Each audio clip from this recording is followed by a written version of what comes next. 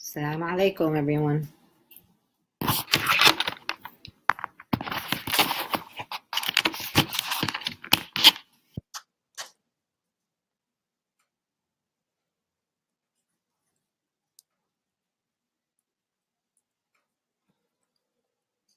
Hope everyone's well. Haven't been on a Facebook Live in a while, but feeling the need to, when you get that something in your heart, you just feel like you want to put it out there. So that's where I am today. So I'll wait for a couple of more of my friends to join. Assalamu alaikum, everyone. May peace be upon you all. I'm back. I was out of the country, came back towards the end of last week, unfortunately, to a very difficult weekend for so many of us. I know a lot of the feelings that people are having in light of Charlottesville are feelings that people have had for a long time, who literally being passed on from generation to generation, and just being re-traumatized at the kind of imagery that we saw this weekend in Charlottesville.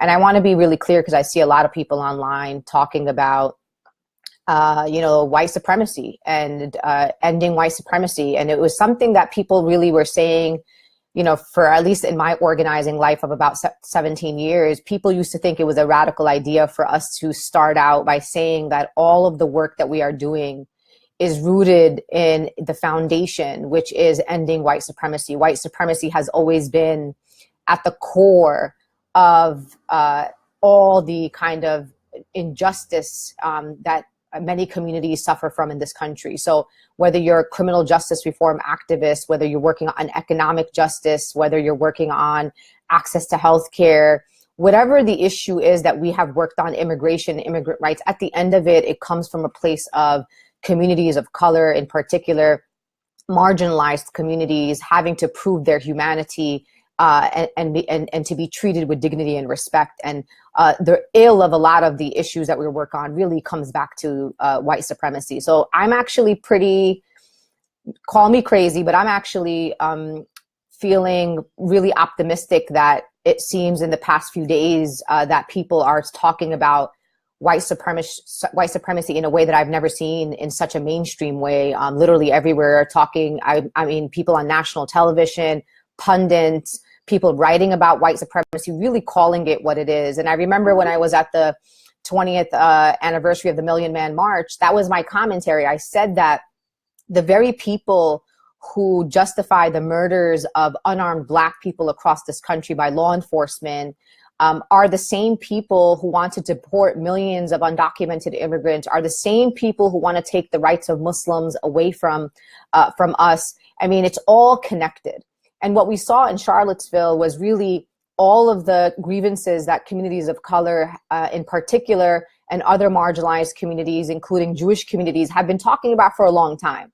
I mean, the anti-Semitism that was on display absolutely was horrific. Like, they had no shame in the type of language that they were using in such a public way. So that brings me to Donald Trump. Donald Trump, I don't care what Donald Trump says. The only thing that Donald Trump can do for me right now, for me to even maybe believe that he has some sincerity, is he needs to start with the 3 anti-Semites, Islamophobes, racists that have high-level positions in the White House. And he needs to start with Steve Bannon, who you don't really hear much from, hardly ever see the guy, but he's the chief strategist and he's the one behind all of this. And Stephen Miller, who I don't even have to explain to you, you watch the press conferences, and Gorkas, Sebastian Gorkas, I mean, he's a guy who's pledged allegiance to like Nazi groups. Like, I don't understand how you can condemn white supremacists and then have those 3 guys work for you in the White House. So anything more than that, other than that, I'm not accepting anything that comes out of the White House. And for your members of Congress, and particularly Republicans, everyone's like, oh, see, here's the moment. The Republicans are coming out to condemn white supremacy and violence and hatred. People, let's get something straight here. It's very easy. Like, you must be a really horrible person if you can't condemn the violence and the racism and the hatred that you saw on display in Charlottesville. Does it require much? Does it require moral courage? It requires just a basic, decent human being. Those same members of Congress are the ones that want to build a wall to keep our undocumented sisters and brothers out of this country. They are ending programs like DACA, which have helped undocumented students in this country to stay in this country legally. These are people who want to take health care away from us, where people will actually die. They may not die by getting a car rammed into them in Charlottesville, but they will die if they don't have health care. These are people who are taking the rights of women away to choose for our own bodies. These are people who are putting out post 9/11 policies that have terrorized Muslim communities in this country, have silenced Muslim communities in this country. These are people who support policies like the war on drugs, nationwide stop and frisk. Like, I can go on and on and on. People who support wars that have killed millions of people across the world. So what we need to, we need to be a little bit more, be organized from a place of depth, right? So I don't need people telling me that white supremacy is bad and we don't need hatred and violence in this country. That doesn't require much. So the Republicans need to get it together, and we need to see action. And oftentimes the white supremacy that they're claiming to denounce is coming out in the very policies that impact our community. So I'm moving on from the Republicans right now. Not to say that we don't have some Democrats that need some help as well. Now, I know there's a lot of pain online. There's a lot of people who are, trying to think about, like, what do we do in this moment? I want to talk to my white allies for just a minute. And I have been working with folks from all different backgrounds for my whole organizing career. Some of the best allies that we have are white. Many of whom are white Jewish allies, have put their lives on the lines with us and for us as communities. So those people exist all over this country. They have existed throughout the history of this nation. In particular, we can pull out examples of people in the civil rights movement who literally lost their lives as white people in the name of justice and equality for all. So that's not something that anyone has to explain to me. And I want you to know that I recognize all of the comrades out there who have been stood in solidarity with our communities. Now, when you are online in particular, because the online space is something that has existed in the past few years that did not exist for many of us, believe it or not, that's how old I am, back when we started organizing. There was no Facebook, there was no Twitter, there was no Snapchat, there was no Instagram. We actually organized and had conversations together. And they didn't even have things like Zoom and all this other Google Hangout business. Like, we actually had to be in physical space together and be able to have these hard conversations. And I want white people in particular to, when you hear or are seeing conversations that are happening online, I want you to not feel defensive. This is not about you as an individual. It's the same conversation we have to have 1,000 times about police officers. When we are talking about systemic racism coming out of police departments, we are not talking about individual police officers. So when we talk about white allies and white people, we are not talking about individual white people and white allies. That is not the conversation that we are having. So I want you to be open-minded and open-hearted and see what you're seeing as a reflection of someone's heart and pain and trauma. Many communities have been traumatized by the very white men that you have seen in these videos, and for those who were there in presence in Charlottesville. And we've seen this all around the country. Just a few weeks ago, you watched the same type of folks go out into communities across America talking about anti-Sharia, we're anti-Sharia. No, you're anti-Muslim, you're bigots and racist. That's what you are. And we need to call it what it is. So when we are having these conversations with white allies, we are not having these with you as individuals. We are having a larger, courageous conversation that has always needed to be had. And we know the ramifications of when we don't have those conversations. We had 53% of white women of the electorate vote for Donald Trump. We have to come to terms with these things. We have to come to terms with these people who, by the way, are not separate part of our society. You know those guys who are out there? There were a couple of women, but mostly young white men. They're also not senior citizens. They are young people. They're 20 years old, 21, 25 years old. These are young people. They are people's sons, nephews, uncles. They are people that maybe the guy who works at the hot dog restaurant that you go and eat at. They're the accountants. They're the bank tellers. They potentially could be the nurses of the hospitals that you go to. These are people that are part of our society. So we can't ignore them and say, well, they are not us. We are not them. They are the minority. We don't know that for sure. We do know for sure that the majority are the silent majority. So let's get that straight. Now, for white folks who are talking about, well, now is my moment to step up. What do I need to do? What do we all need to do? There's plenty of things for us to be doing right now. So let me tell you about a couple of things. And I want to talk to white people about this particular quote that I organized from. This is the place that I organize from. And I always share this quote in every organizing space that I come to. There is a quote by an Aboriginal woman named Leela Watson, and it says, "If you have come here to help me, you are wasting your time. But if you have come here because you believe that your liberation is bound up with mine, then let us work together." This is not about a moment where white people are being asked to step up to come and save people of color, Jews, queer people of color, queer people, Muslims, people with disabilities. Like, this is, we're not asking, and obviously those people could be white as well, but you all know where I'm going with this. We're not asking you to save us from white supremacists. We are asking you to realize that you are, your liberation, your livelihood, your peace of mind, your quality of life is connected to ours, of people of color.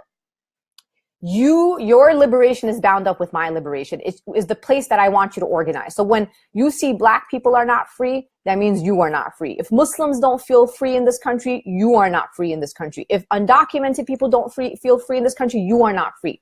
That is the place that I want you to organize from. Now, oftentimes people don't want to have these difficult conversations because they are difficult conversations to have. Sisters and brothers, if this work that we are doing, this organizing work that we are doing was easy, guess what? Everybody would be doing it.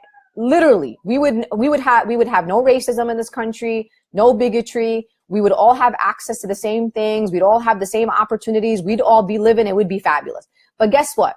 That is not the reality. These conversations need to be had. And oftentimes, white folks come to our organizing space, and we welcome you to our organizing space. We need your talent. We want your passion there. Absolutely. But it's actually much harder for you to be in spaces with your families, with your communities where you grew up, old alumni of people you went to college with. That's kind of where we really need you to be. Have those conversations. Start teasing out where these things come from. Share with people the experiences that you've had organizing in places with people of color. Talk about what you learned from people of color.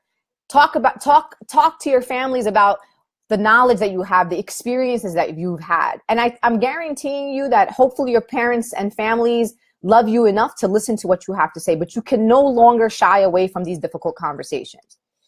So please, we people of color are asking you to have those conversations, to start working in your local communities where you came from. When you go home for the holidays, have those important conversations. We need you to have them now more than ever. And when we are challenging you, when we are having difficult conversations from you, I don't want you to walk away, because the easiest thing that you could do in this moment is walk away and say, you know what? I'm not actually the one that's the most directly impacted. I'm just going to act like this ain't even happening, and hopefully this is just another moment in time that passes me by. Please do not walk away. This is the moment for you to decide not to be a bystander.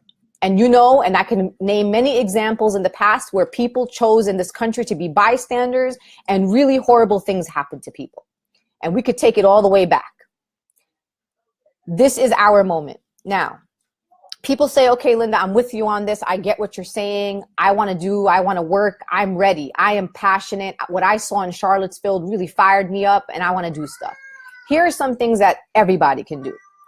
Now, I always say to people this: you cannot protect me if you don't know me. You cannot protect the people in your communities if you don't know the people in your local street, in your local neighborhood. So I'm asking you, do the basics. Get to know your neighbors. Who works with you in your place of work? Do you know the people who work with you? Sometimes people work in corporations or companies where they don't even know the name of the guy who works, like, 4 cubicles down from them. I make it a point to know everybody's name in any space that I am in, because that is important to me, that I dignify people as individuals. My neighbors know exactly who I am. I knock on their doors. I share with them. I let them know that I'm here for them. I watch their car when they're putting their groceries in their houses so they don't get tickets from the New York Police Department. This is the kind of community that we need to create. So I'm asking you, if you want to do something, start building relationships. Do you know who lives down the street from you? Like, what if there were something to happen in your local, hyper-local community? How are you going to organize with people that you don't even know? How are you going to go inform people of something that's about to happen? How are you going to be able to step in if your undocumented neighbor, if ICE agents come to drag her and her family out of the house? How would you be courageous enough to come out and say, not on my watch, you will not take this family if you don't know that family? So I'm encouraging you to start to get to know your neighbors, get to know the people that you work with, people that you go to school with, and to build that local network, because the people who will protect us are going to be the people who are closest to us in our communities. Now, the next thing, organizing and mobilizing in this country is not free. And people will say, oh, we live in the land of freedom and all that. Great, right, whatever. But freedom is not free. We have to defend our rights in this country. We have to defend our communities, and it is not free to do that. There are local organizers and local organizations in your area who are literally working on shoestring budgets, putting their lives on the line for the very things that we are benefiting from today. Whether it was 60 years ago or today, people, full-time organizers are not getting paid well. They are working way more than 8 hours a day, working weekends, working evenings, and they need your support. Find a local organizer in your community, find a local organization in your community, and support the work that they are doing. Look, $20 a month, be a sustainable donor. Don't just give people $100 and walk away, or $25 and walk away. $5 a week is $20 a month. Find a local organization and give those resources, provide those resources to those people. Sometimes it's even as simple as checking in, volunteering your time, saying, what can I do? How can I help you? So it's not only monetarily, but donating your time and investing your time in the very people who are risking their lives for us. There have been many moments in our history where we've had these people. Well, you know what? We need to take care of these people. If we're not willing to put our lives on the line, if we're not willing to put our families and our jobs on the line, well, the least we can do is support the people who are putting their jobs, their families, and their livelihood, and honestly, their lives on the line. Like some people, in particular, we just saw in Charlotte, Heather Heyer, a young white woman activist who literally lost her life standing up to bigotry and white supremacy. So let us start finding those organizations locally and start supporting the very local organizations who are every day working to make our communities a better place. The other thing people can do is you got to stay informed. You really have to stay informed. There's too much things going on in our country that you do not have the luxury of shutting off your TV and saying, you know what, I'm just not going to know. I'm not saying you have to be on the news 24 hours a day. I understand it triggers people. It's traumatizing. It's disheartening. Your heart hurts. Trust me, my heart hurts too. But I also need to know what's going on. I need to know how to protect my family, to protect the community that I'm coming from. I also need to know how to be prepared for what's to come. So it's important for us to know when there are going to be these rallies in our communities. We need to know who needs to be organizing, who needs to be on the front lines, who needs to take a step back. These are conversations that need to happen. So stay informed. Also, when you are staying informed, who are you being informed by? Breitbart, Daily Caller, like, what articles are you linking to online? Who is actually informing your thoughts in this moment? Look, I'm not a fan, really.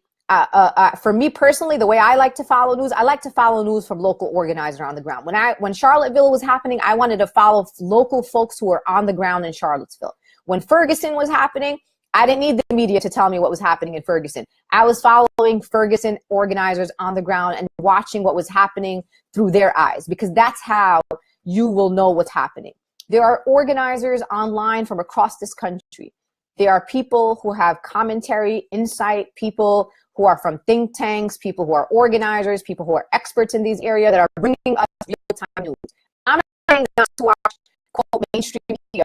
It's important. There is some important information that is coming out of those mainstream media sites. But at the same time, follow local people who are doing the work, people who are on the streets, and get to see things from their eyes, because they are the ones who are bringing you real-time, unfiltered. No one's framing anything. No one's putting out talking points. They're showing you exactly what's happening. Imagine if we didn't have cameras or iPhones and videos from what was happening in Charlottesville. And this happened, 25 years ago. I'm glad that we have these devices that are bringing us real information in real time. Also, what can you do? Show up. People, the time is now to show. If you hear that there is a local rally in your community to stand up against bigotry and hate, show up. Stop saying, you know what, Linda, you're not going to miss me at that rally that you're doing. I'm only one person. Sisters and brothers, 1 + 1 + 1 + 1 + 1 + 1 + 1 is important in this moment. We need to have gatherings of public dissent. We need to have gatherings of solidarity and unity. And you cannot keep underestimating your power as an individual. During the civil rights movement, it was not every black person in America and every white ally or anyone in America who actually was like, you know what, Dr. Martin Luther King is on to something. I agree with him. It was not all those people who came out to the streets. It was a dedicated group of people that consistently came out to organize, mobilize, and protest and say that we will not stand for the degradation of black people, that we want equal rights for black people. It wasn't, 100 million Americans who came out into the streets. So I'm asking you to show up and not underestimate your power as an individual. If you hear that we're doing a rally for Colin Kaepernick on August 23rd at 5 o'clock in front of the NFL headquarters, I don't want you to tell me, oh, with all this that's happening, why would we go out there just for Colin Kaepernick? What's happening to Colin Kaepernick is very connected to this idea of white supremacy and what black people are allowed and not allowed to do in this country. Kaepernick is telling you and sending a message to black players, to entertainers, to people who have platforms, that he and everyone deserves to be able to make a statement, that you can be a whole human being and stand up for what you believe in, regardless if you are in a Fortune 500 boardroom or you are on the field for the NFL, or a mom in a local PTA at a public school. Sisters and brothers, the time is now for us to organize. I do not want to be part of a generation that 40, 50 years from now, I look back and say, wow, I wish more of the American people stood up. If they would have, these really horrible things would not have happened. I want you to be able to say that even if horrible things were to happen, you get to say, you know what? I didn't sit back in my safe apartment or my safe home. I went out into those streets. I stood up. I organized. I donated. I supported people. And the other thing I want to say that is really important at this moment, and I say this about myself in particular, I, and organizers around this country, people who are in the resistance, we are not asking you to agree with everything that we believe. I have a lot of opinions about a lot of things, right? You don't have to agree with my opinions. I have a right to believe what I want to believe. I also have my own experiences. I formulate my opinions based on who I am, where I come from, the experiences that I've had growing up, the experiences of being a Palestinian Muslim American woman, mother from Brooklyn, New York. You don't have to agree with me. But what I hope you can agree with is that I have the right to my own opinions, and you have a right to your own opinions. But I hope that you at least believe that we all deserve to live in safety in this country, that we all deserve to have access to the same things, that we all don't have, that there should be nobody in our country that fears coming home to their children at night, that we live in a country that respects the dignity of all those who reside here. That is what I care about. Do we all have to be abolitionists? No. Do we all have to agree on Israel-Palestine? No. Do we all have to agree on a particular piece of legislation? No. Do we all have to like the same candidates and support the same candidates? No. I am not trying to convince people to adopt my ideas. I am telling you that in our history, there have been moments where really bad things have happened to communities, and I don't want to be living at a time where we allow those things to happen to us or to any communities in this country right now. And I want to explain to you how white supremacy works. White supremacy hates a lot of things, and anything that threatens white supremacy becomes a threat to them, and that's why they're after. So let's be clear here. White supremacists don't like Jews. They don't like Muslims. They don't like black people. They oftentimes don't like gay people or LGBTQIA in general. They're not very friendly to women. And I can probably list a couple of other communities that I would say that they also aren't friendly with. So I'm not saying we should be united just because the opposition is united against us. But you know what? It is darn good motivation for folks that have not seen the importance of intersectional coalition work at this moment. If you haven't seen the benefit of it, that's cool. But if at least you could be motivated by the idea that the opposition sees us as all part of one group, we should start acting like we're one group. That does not mean that we don't disagree internally. It does not mean that we all agree on everything. It does not mean that you have to check off the 14 boxes of all the issues that are going on in the movement and agree with all 14 of them. But I would hope that you put your self-righteous politics to the side for a second, that you put your own individual ego to the side for a second, to understand that our organizing together is a matter of survival for some communities, okay? There are communities who are counting on us, and oftentimes the very communities who are counting on us are already on the front lines. They are already losing livelihood. They are already seeking mental health services, if not already receiving mental health services. These are people that have lost their jobs to come and organize full time because they see the importance of it. So I'm asking you in this moment, put our differences to the side for a second. We have plenty of time to debate them, right? Each of us will do in those areas where we disagree, we'll continue to forge forward, and each of us do whatever it is that we do. But in this moment, I hope that we're all on the same page that we must address fascism in this country. There was an article that I just posted on a thread yesterday where the US government is asking for the IP addresses, 1.3 million IP addresses of people who visited an anti-Trump protest site. If that's not fascism, I don't know what's fascism. So we have to understand that we have to mobilize, organize. We have to start setting ourselves up for 2018 elections. And I know people will say, oh, Linda, we will not be liberated through the ballot box. I don't claim that we will be liberated through the ballot box, but I will say for sure that it is in the interim a temporary solution to take those out of office who continue to stand in opposition to our values as communities. So I think it is important that we start helping and putting our money where our mouth is, putting our votes where they need to go, to the very people from our communities who are resistors, people who have stood up for healthcare access, for single-payer healthcare, people who have stood up for immigrants to this country, stood up and demanded police accountability across this country. Those people exist. Many of them are women, and many of them are women of color. Many of them are progressives, and we need to start putting those people in office. So I am committed to 2018. I hope that you are also joining us, the Women's March. We are going to Detroit. I'm so excited about Detroit and the wonderful organizing that already happens in Detroit, and that's been happening in places like Detroit, and inviting women and allies from across the country to come to a beautiful city with a beautiful people that's also struggling. People who are being impacted by gentrification, by water shut-offs, by poverty, by school segregation, by police brutality. This is a community that is the epicenter of the very issues that we are working on a national level. October 27th to the 29th, womensconvention.com. So I'm going to end by saying this to all of you, that I'm still committed to this work. I had a real rough couple of months, let me tell you.